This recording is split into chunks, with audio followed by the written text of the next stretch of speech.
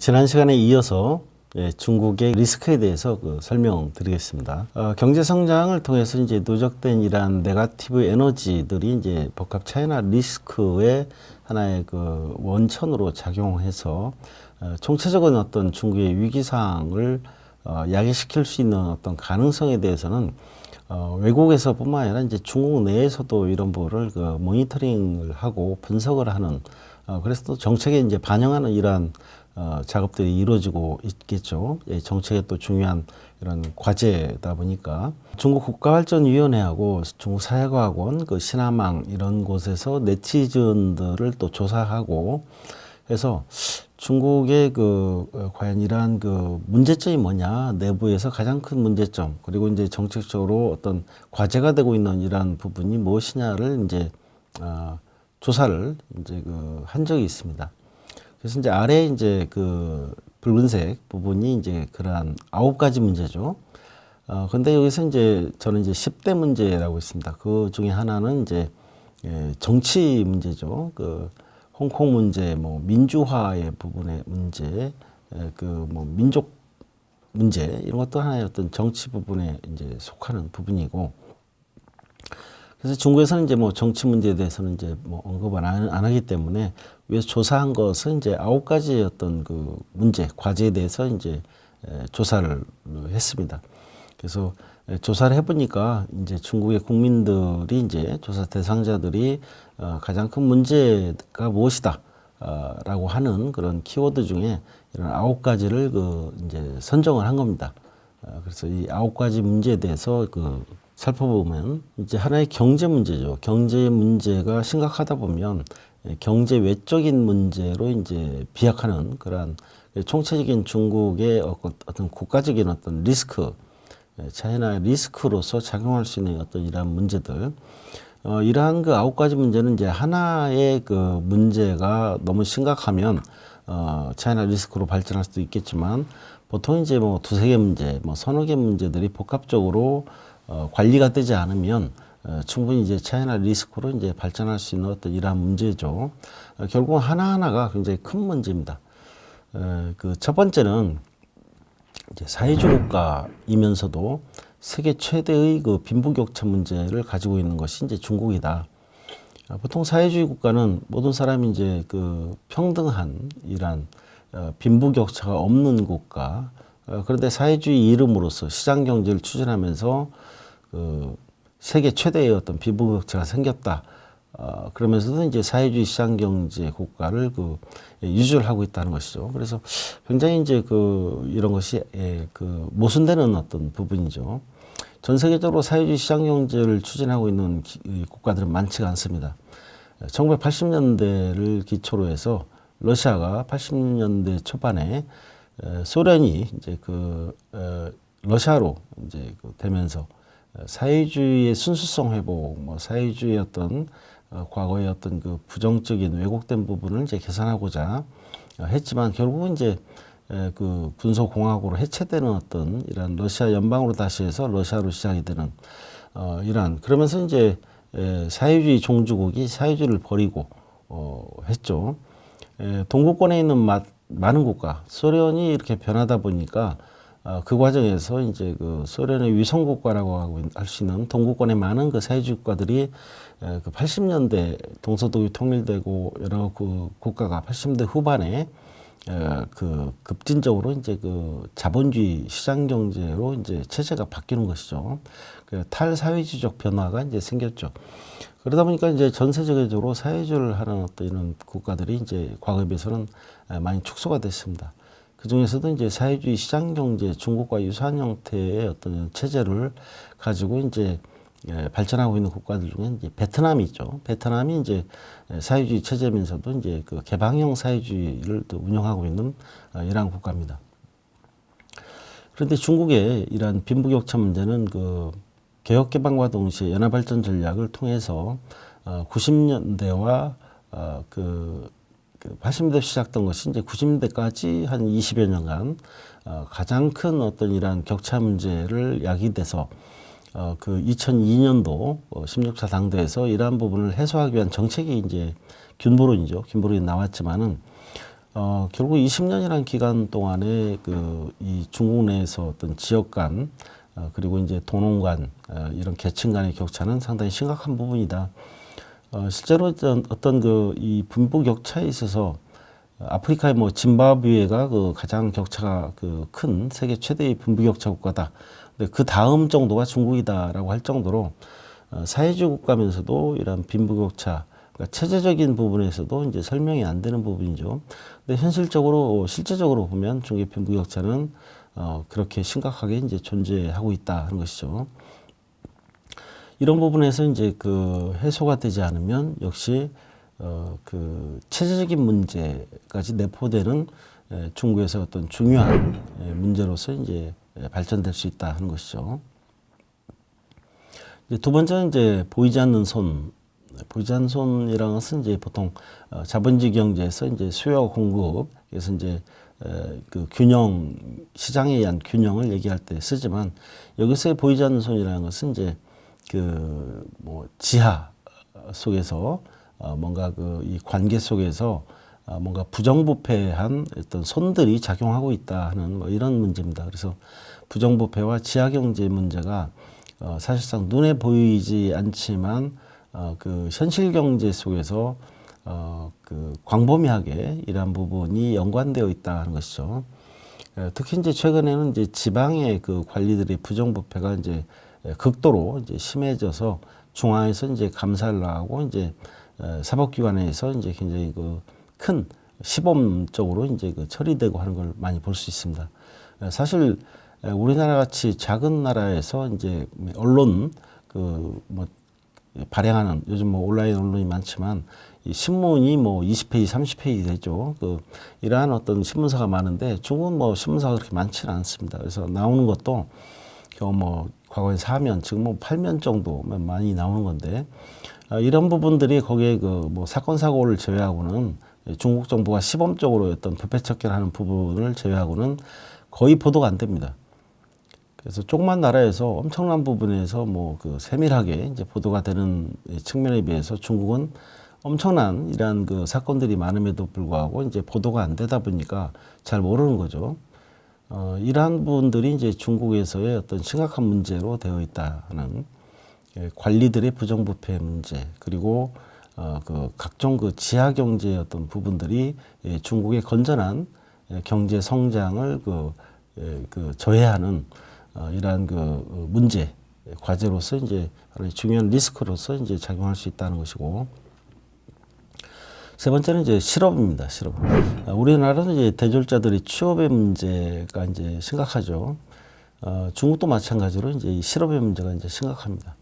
중국은 이제 실업의 겸해서 베이징이나 이런 상하이 대도시에서는 부동산 가격이 엄청 높게 이렇게 상승되다 보니까 대졸자가 이제 그 지역에 이제 자리를 잡는데 이 주택 문제가 또 가장 큰 문제입니다. 그래서 도시 외곽에서 여러 명이 이제 같이 이제 기거를 하거나, 근데 문제는 이것도 이제 취업한 사람들이나 이제 해당이 되고, 실업이라는 것은 이제 직장이 없는 것이죠. 직장이 없는. 뭐 대학이라고 하면은 과거에 80년대만 하더라도 국가 간부의 양성기관으로 이제 취급이 돼서 대학생들도 이제 국가로부터 이제 돈을 받았습니다. 충분치는 않지만 그 당시 물가 수준에서 보면은 이제 기본적인 부분을, 중국의 대학의 특성은 먼 곳에서 와서 이제 기거하기 때문에 그 지역에 대학이 있는 도시에 어떤 집이 있는 사람들이 많지가 않고, 그래서 이제 항상 뭐 학생들에 대한 기숙사, 심지어는 교수들에 대한 기숙사도 대학 내에서 갖추고 있습니다. 그래서 어떻게 보면 이제 학업에 몰입할 수 있는 어떤 좋은 구조를 갖고 있는 것이 이제 중국의 대학이죠. 사실 중국의 대학이 숫자적으로 이제 엄청난 숫자로 있지만, 고등학교 졸업자들의 대학 진학의 비율을 보면 굉장히 어렵습니다. 우리나라에 비해서도 뭐 훨씬 높고, 전체 나라에 비해서 그만큼 이제 고졸자 중에서 대학을 못 가는 인력이 뭐 많다는 거죠. 그리고 이제 그 대학의 인력은 국가의 어떤 초급 간부를 양성하는 어떤 기관으로서의 대우를 받았는데, 점차 이제 뭐 개인이 이제 이런 부담을 해야 되는 부분이 이제 많아지고 하다 보니까 이러한 그 대학생들이 이제 그 제대로 된 교육을 받고 나오면 중국에서의 어떤 중요한 경제가 한참 그 성장할 때 일자리가 많이 필요한 시점에서 그 많이 대학생들이 그 갈 어떤 그 기회가 많았었죠. 80년대의 상황과 90년대의 상황, 2000년대 이후의 상황은 또 다릅니다. 그래서 그 당시에는 일가구 일자녀, 그래서 대학을 졸업한 학생들이 빠른 경제 성장을 하고 있는 중국 내에서 갈 곳을 골라서 갈 수 있는 어떤 이 상황들, 이것이 이제 80년대의 어떤 상황이면 90년대는 이제 경쟁을 통해서 해야 되고 구조적으로 90년대 후반에 가면은 사회가 너무 급변하다 보니까 사실 대학에서 배운 어떤 이런 그 프로그램이 사회에 나오면 거의 쓸모가 없어요. 왜냐하면 이제 과거 계획경제 마오쩌둥 시대에 자리 잡은 대학 교수라든가 과거에 오래된 지식을 갖고 있는 어떤 교원들로부터 배운 지식들이 중국은 이제 경제 성장을 하면서 현실 경제가 굉장히 빠르게 바뀌고 있는 이런 나라에서 그 5년 전과 5년 후의 어떤 그 천지 차이인 이런 상황을 그 과거의 지식을 갖고 그 대처를 하면 특히 이공계 같은 경우는 그렇죠. 기술적 부분. 이러한 대학생들이 이제 기업에서 굉장히 그 경쟁이 심하다는 것은 기업에서 꼭 필요한 인재를 그 뽑는 거죠. 그러다 보니까 이 대학의 프로그램을 많이 이제 개편도 하고 기업과 함께 이제 산학협력을 통해서 이제 교육과정을 이제 개발도 하고 그 속에서 이제 좋은 인재들을 먼저 이제 선점을 하고 뭐 이런 부분들이 있죠. 이제 그런 부분에서 이제 이 실업의 문제는 중국의 실업의 문제는 약간 이제 뭐 구조적인 부분을 좀 갖고 있다 할 수 있겠죠. 어떤 그 학교와 어떤 이러한 그 기업 현실과의 어떤 분리된 문제, 그리고 전반적으로 이제 중국에서 그 배출하는 이러한 학생들은 많지만 이제 과거에 이제 그 빠른 경제 성장을 했던 때와 다르게 최근에 2008년 이후에 이제 중국이 고속 성장에서 이제 중속 성장 시스템으로 바뀌면서 여러 가지 이제 그 새로운 이러한 그 패러다임, 그리고 온라인 경제 이런 것들이 되면서 그 어떤 부분의 그 노동력에 대해서 굉장히 이제 필요한 입장이고 어떤 부분에서는 이제 초과 인력에 대한 부분이고, 사실 중국에서 이제 80년대는 이제 인구 보너스, 결국 이제 생산 가능 인구가 그 과잉 상태에서 여러 가지 인력 수급에 그 거의 문제가 없고, 그래서 인구 구조가 그 경제 성장에 그 플러스로 작용하는 이러한 부분이죠. 그래서 90년대를 거쳐서 이제 10년 가까이 되다 보면 이제 그 중국에서 생산 가능 인구가 점차 줄어듭니다. 거의 한 2012년 부근이 되면은 생산 가능 인구가 이제 줄어들게 되면은 최근에 이제 1가구 2자녀 3자녀가 되지만 고령화가 오래전부터 이제 진행이 되기 때문에 이 생산 가능 인구가 결국은 이제 부양해야 될 이런 그 부담이 점점 커지는 것이죠. 그래서 이제 인구 구조가 경제 성장이 마이너스로 되는 것이 이제 인구 부채죠. 인구 보너스에서 인구 부채 시대, 플러스에서 마이너스 시대, 이러한 인구 전환이 되면서 이제 중국의 인구 정책도 2자녀, 3자녀로 바뀌고 있지만, 사실 뭐 지금 정책이 이제 그 최근에 바뀌었더라도 실제 그 출생하는 이 자녀들이 그 14살 그 생산 가능 인구로 진입하기까지는 아직도 이제 시간이 이제 10여 년 걸리는 거죠. 그러면서도 이제 지금의 그 전환된 인구 정책에 따라서 2자녀, 3자녀를 현실적으로 이제 그 생육하는 이러한 어떤 그 국민들은 많지가 않다라는 것이죠. 그래서 중국의 이러한 인구 부채 상황은 한동안 이제 계속될 것이다 하는 것이고, 그러면서 이러한 그 인구의 전환 시점에서 중국의 인구 정책이 좀 늦었다라는 것이 이제 그 하나의 어떤 전반적인 평가죠. 그래서 이런 실업의 문제, 과거에 80년대는 그 외국에서 들어온 기업들이 그 당시에는 이제 인구 보너스 시대에 그 많은 초과 노동력이 존재했습니다. 그래서 이제 결국은 그런 인건비가 낮게 책정이 되고 그런 것이 이제 외국 기업이 중국에 사업을 하는데 큰 동력이 됐었고, 그렇죠.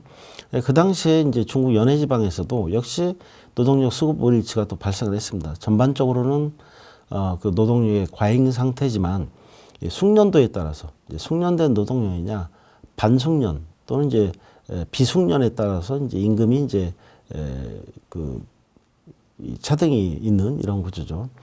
숙련 노동자는 서로 이제 들어가려고 하고 비숙련 노동자들은 이제 순차적으로 그러면서 이제 임금이 더 낮게 책정이 되고 그러면서 이제 다른 기업에서 종사하는 숙련 노동자들을 경쟁 기업에서 이제 빼가기 때문에 이러한 실업 사태가 또 이제 그러면서 이 기업 간의 경쟁이 또 이제 심각하게 되고 뭐 이런 실업의 문제는 결과적으로 이제 전반적인 문제지만 이제 구조적인 측면에서 최근에 이러한 실업 문제는 고등교육을 받은 대학생들의 어떤 대량 실업으로 이어져 있는 이런 상태이기 때문에 중국에서도 뭐 우리나라도 마찬가지지만 또 고용 창출, 뭐 창업의 문제까지도 이제 깊게 이렇게 논의가 돼서 그러한 정책들이 이제 나오고 있는 상황이다라는 것이죠. 이런 문제가 이제 조절에 실패할 경우에는 이제 역시 구조적인 안정성의 문제로 이어지기 때문에 이런 노동시장의 문제가 또 하나의 어떤 중요한 리스크로 작용할 수 있다 하는 것이죠. 네 번째는 초과 수요 자원 수출, 자원의 초과 수요. 그러니까 80년대 연해 발전 전략을 통해서 중국은 이제 세계의 공장이라고 이제 했었죠. 그래서 세계의 공장이니만큼 거기서 이제 소모되는 자원과 에너지 양이 이제 많죠. 중국은 원래는 이제 산유국이었습니다. 이 원유를 생산하는 연합발전 전략을 통해서 이제 전 세계 기업들이 몰려들어서 세계의 공장 역할을 하는 중국에서 가장 필요로 한 것은 이제 이 자원과 원자재 에너지죠. 그러다 보니까 이 수요에 비해서 이제 공급이 잘 되지 않는 이런 부분이죠. 자원의 수출국에서 이제 자원의 빈국으로 뭐 전략이 됐다. 뭐 철강 같은 경우는 세계에 뭐 거의 한 35% 이상을 중국에서 이제 소비를 하는 뭐 이런 부분. 중국도 이제 다양한 자원을 많이 이제 보유를 하고 있습니다. 특히 서부 지역은 많이 이제 이런 자원의 보고로 이제 알려져 있는데 사실 서부 개발은 이제 1999년에 시작됐죠. 그래서 2000년부터 국가 발전에 정식 이 전략으로 채택되고 기구가 설정되고 2050년까지 이제 나가고 있죠. 전반적으로 거점 도시를 잇는 네트워크 교통로라든가 그리고 이제 산지대에 있는 어떤 소도시들의 어떤 업그레이드 뭐 이런 것들이 추진되고 있지만 결국 서부 지역에 있는 자원들은 이제 접근성이라든가 이런 결과적으로 채산성 부분에서 이제 문제가 있고 그리고 이제 향후에 국제 원자재 가격이 이제 비정상적으로 이제 상승될 경우를 대비해서 국내에는 어떤 자원을 어떻게 보면 재고 차원에서 이제 개발을 안 하고 이제 놓는 그리고 서부 지역에 어느 정도 인프라가 개발이 되고 접근성이 이제 강화됐을 때 한다든가 이러한 어떤 부분이죠. 그래서 많은 부분의 자원을 갖고는 있는데 현재 자원을 많이 수입하고 있다라는 측면에서 자원의 빈국으로 이제 표시를 한 거고 중국이 사실 이러한 자원 에너지 부분이 중요하기 때문에 FTA를 할 때 가장 또 중요시하는 국가의 전략적인 어떤 과제로서 이제 활용하고 있죠. 원래 2001년 말에 이제 WTO에 가입하면서 중국이 이제 구조적인 변화를 하면서 2005년도에는 갑자기 이제 FTA 전략으로 넘어갑니다. WTO는 워낙 이제 많은 국가들이 가입해서 중국의 어떤 경제적 이익을 빠른 속도로 가시화하기 위해서는 FTA 이제 자유무역 협정이죠. 프리트레이드 어그리먼트 이 자유무역 협정이 결국은 체결하는 어떤 상대 국가 또는 블록, 뭐 아세안은 블록이고 중국과 아세안 또는 중국과 뭐 호주는 국가고 그래서 이러한 국가나 어떤 블록과의 어떤 이 FTA 체결을 통해서 중국의 이익을 배타적으로 상대 국가의 어떤 이익을 공유할 수 있는 어떤 전략이기 때문에 중국은 2005년 아세안을 시작으로 FTA 전략을 매진하게 됩니다. 그래서 FTA 전략 과제를 추진하는 데 중국의 중요한 어떤 핵심 이익으로서 새로운 시장, 과거의 어떤 미국이라든가 유럽 연합의 어떤 시장에서는 뭐 덤핑 문제라든가 서로 무역 갈등, 미중 갈등의 관세 부분에서 출발해서 종합적으로 이제 뭐 환율이라든가 여러 가지 그 통화라든가 다양한 문제로 지금 복합적으로 이제 발전하고 있지만 이런 선진국 경제와의 어떤 관계를 통해서 어떤 이제 많은 갈등들을 다른 국가, 남미라든가 뭐 호주라든가 아프리카 또는 이제 1대1로라는 BRI 전략에 있어서 중요한 이 서남아시아라든가 중앙아시아 그리고 그 아랍권 이런 국가들과의 개발도상국가의 어떤 이런 협력을 통해서 새로운 시장을 창출을 하는 이러한 어떤 전략을 하고 있죠. 그래서 이제 FTA 전략으로서 중요한 것은 새로운 시장을 창출하는 부분과 두 번째로는 이제 바로 이 자원과 에너지를 확보하는 전략이죠. 사실 자원과 에너지를 확보하기 위해서 중국이 중국 기업이 많이 외국과 협력을 하고 그 공동 자원의 개발 또는 중요한 자원을 확보하고 있는 이러한 기업과 지분 공유라든가 그 인수합병 이런 어떤 작업들을 많이 하고 있습니다. 그래서 이런 자원 에너지에 적극적으로 이제 대처를 하고 있죠. 그리고 세 번째 FTA의 어떤 주요한 전략 목표는 이제 선진 기술 확보죠. 이제 중국이 어떻게 보면 이제 개발도상국가가 이제 그 선진국을 따라잡는 캐치업 전략에서 중요한 어떤 부분으로서 기술의 문제, 중국에 진출한 외국 기업을 통해서 이제 종사하는 어떤 그 근로자들이 이제 체험적으로 습득한 이 기술들 그리고 이러한 그 상용화 기술 기반으로 한 어떤 기술의 이러한 그 흡수에는 많은 이제 발전을 이루었지만 그 핵심 원천 기술에 대해서는 이제 접근하기가 참 힘들고 그런 점에서 중국이 이제 R&D 투자를 굉장히 과감하게 하고 있고 그 R&D 인력 또 이제 해외에 있는 어떤 중국의 인력이나 비중국계 인력들을 이제 유입하는 데서 많은 어떤 공을 들이고 있고 그렇게 하고 있죠. 선진 기술을 확보하기 위해서 이제 가끔 중국이 어떤 비법적, 불법적인 어떤 방법, 예를 들어 뭐 인력의 과도한 무리한 스카우트라든가 뭐 산업 스파이 같은 이러한 부분들, 많은 부분들의 이런 부작용이 있지만 표면적으로 어쨌든 합법적인 어떤 이러한 선진 기술 확보를 하기 위한 여러 가지 전략들을 펼쳐나가고 있다. 합법적인 부분도 역시 마찬가지로 이제 무리하지 않은 어떤 기술 인력의 스카우트 또는 기술 이전이라고 이제 기술 자체는 구입해 오는 방법이 있고 그다음에 이제 정상적인 어떤 그런 용인되는 허용하에서의 어떤 M&A를 통해서 해외 이러한 선진 기술 업체하고 이제 공동 기술 개발이라든가 개발된 기술의 공여 이런 부분들을 이제 추진하고 있죠. 그래서 이렇게 이제 새로운 시장, 자원과 에너지, 선진 기술, 중국의 FTA 전략으로 되지만 이렇게 이제 자원과 에너지는 중국에서 이제 중요한 문제다 하는 것이죠.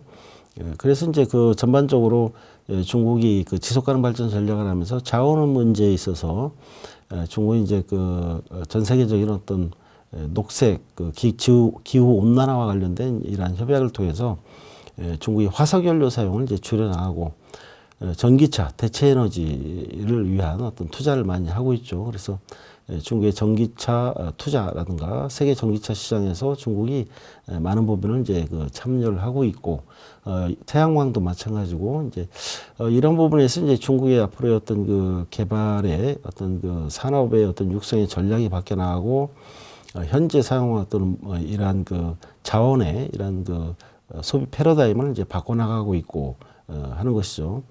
그렇게 해서 이러한 자원의 문제, 에너지의 문제는 중국에서 굉장히 어떤 중요한 문제다 하는 것이죠. 예를 들어 이제 미국과 중국 간의 희토류를 가지고 이제 중국이 풍부한 희토류를 가지고 자원 무기화라는 것이 이제 굉장히 현대적으로 보면 중요한 문제죠. 사실 미국에서 이 희토류가 상당히 많습니다. 많지만 선진화된 이 미국의 구조로서 이러한 희토류를 개발하는 어떤 이러한 인건비라든가 여건에 비해서 중국은 이제 그것이 훨씬 저렴한 비용으로 이제 가능하기 때문에 이러한 희토류의 수출의 대국이 이제 된 거고 히토류라는 것이 이제 이런 뭐 그 수출 금지라든가 여러 가지 국제 히토류 가격이 비정상적으로 높아지게 되면 미국은 뭐 자체 이제 히토류를 개발할 테고 개발도상국과의 또 선제된 이러한 부분들을 전략적으로 이제 공유하는데 이제 힘써지게 되겠죠. 그래서 이제 자원의 문제가 또 중국에서 중요한 어떤 문제, 과제이다라는 것이죠. 이러한 부분이 이제 그 하나의 미래의 변수가 될 수 있는 부분이라고 할 수 있고, 그 다음에 이제 1억 5천만에 달하는 중국 내 환경 오염의 난민과 위생 문제 부분이죠. 수질 오염, 대기 오염, 토양 오염을 비롯해서 전반적인 어떤 중국의 어떤 환경 오염의 문제는 굉장히 심각하고, 그 2000년대 초반부터 많은 개선을 위해서 중국에서 그 환경 기술, 녹색 기술을 이제 개발하고 중국에 정책적으로 많은 지원을 좀 하고 있지만, 한번 오염된 그 대기나 그 수질, 토양을 정상적으로 되돌리기에는 많은 시간이 이제 걸리는 부분이죠. 그래서 그 지역에서 이제 심각하게 이제 그 대기라든가 토양이 오염이 돼서 오염된 토양에서 추출한 이러한 그 우물물, 샘물을 또 마셔서 사람들이 이제 이러한 그 중금속에 이제 오염되고 이런 부분들이 이제 중국 내에서 계속 이제 문제가 뭐 되고 있고, 여러 가지 위생 문제죠. 위생 문제를 중국이 뭐 사드나 여러 가지 그 코로나 부분에서도 자유롭지 못하듯이 이 위생 문제가 상당히 구조적인 문제죠. 그래서 보건 위생에 대해서 중국에서 이제 정책적으로 굉장히 이제 그 주의를 또 이제 거기에 대한 그 정책을 그리고 이제 규제를 많이 이제 하고 있습니다. 그래서 중국의 위생 문제가 전 세계적인 문제로 된 것이 이제 뭐 우한, 중국의 뭐 무한에서부터 뭐 이 코로나가 발생을 했다라는 이런 중국의 문제가 이제 세계적인 문제가 되고 많은 어떤 세계인들이 이제 그 사망을 하고 하는 문제. 그래서 결국은 이제 그 역시 중국의 어떤 그 평판 이런 위상의 어떤 그 이런 것들이 이제 문제가 됐었고, 내부적으로 이제 이런 환경 오염을 통한 어떤 난민, 피해자, 환자들의 어떤 발생 이런 것들이 중국에서 중요한 문제죠. 그래서 쉽게 빠른 시일 내에 개선될 수는 없지만 꾸준하게 적극적으로 이 문제에 대처하지 않으면 또 다른 큰 문제들이 이제 발생할 수 있는 어떤 차이나 리스크의 중요한 어떤 그 요인이다라고 할 수 있습니다. 오늘 시간은 여기까지 하고요. 다음에 계속해서 중국의 어떤 복합 차이나 리스크에 대해서 공부해 보겠습니다. 감사합니다.